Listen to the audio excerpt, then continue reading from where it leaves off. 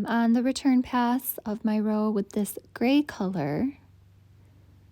So you keep yarning over and pulling through 2, but you stop once you have 2 loops left on your hook and drop your old color, grab the new color, yarn over,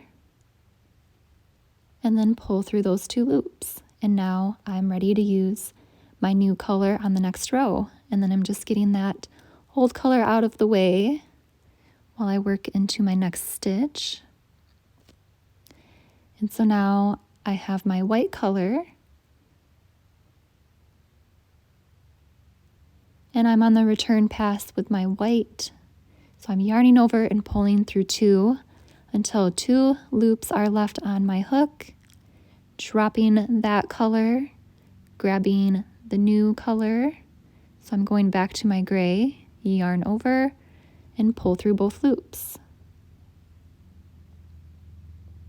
Moving that old color out of the way and continuing with my new color on the next row.